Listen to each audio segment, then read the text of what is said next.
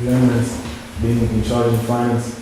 Can you tell us certain financial practices that are permissible under temporal law are found immoral with most Abrahamic religions? I'm not quite sure what you are saying. I'm saying that under temporal law, under civil law, yes. Some financial practices are permissible, but with most Abrahamic faiths, they are immoral. They are found immoral. I mean, here the teaching on Usury. So how do we navigate through this? Well, the role of money has changed, and so we believe that the charging of appropriate interest is not usury. So our situation, our theories, our theology is now different from that of Islam. I don't know a great deal about their theory, but we certainly believe that money is there for the service of people. And we believe there is a legitimate use in charging of interest.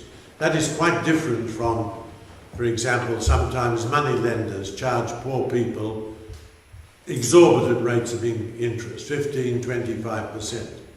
I have been associated, I was chairman of Caritas for 9 years in Australia, and we used to provide money at a low rate of interest for farms to start, businesses to start.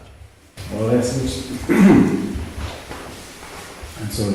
It's more Calvinistic view on the usury, because in the church's teaching, I mean, at least in the first 18th centuries, usury was defined because the nature of money was, the value of money was constant. So anything added value was prohibited. And nowadays, the value of money is debased through time. So you can use interest just to compensate the loss of the value of your money. So, this interest, this Latin word is usura. I'm not sure the Latin word for interest is usura. Usura is usury, that is a disproportionate amount of interest. But I'm not a specialist in this area. But we should be quite clear that the market is not necessarily evil. The market needs good people, just people, honest people, or it will not.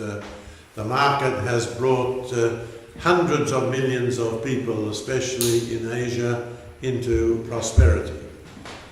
It also has a downside, a big amount of debt, the pressure on the middle class, the disparity between the very rich and the very poor. But the market economy is not evil. The market economy, for example, did so much better than the socialist, the communist type of economy, which only produced poverty. Of course. Okay, one more question? Yes. No. Okay. About the Synod. So as we live in a highly financialized world, financial problems have big impacts in our lives. Could it be a simple question because it impacts more families than this marginal sexuality? Yeah, well, sexuality is never marginal. Okay. Sexuality is not the most important value, but it is central to the lives of people.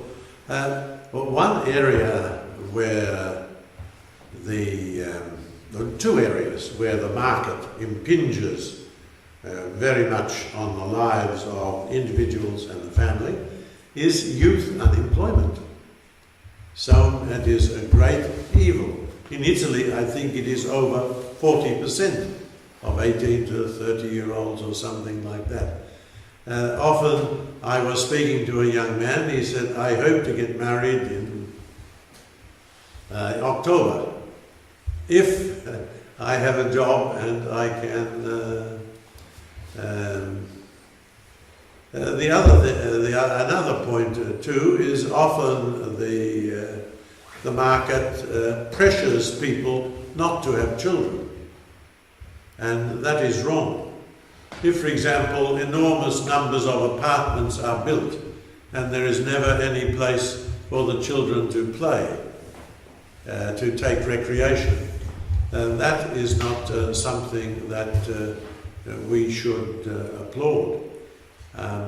Society needs young people to work, to pay the taxes. For example, Germany in the next decades and decades will probably need 30 million immigrants to maintain the level of prosperity, of activity that it has. The migration patterns of the future will continue to be huge, surprising. Okay, thank you, Mr. President.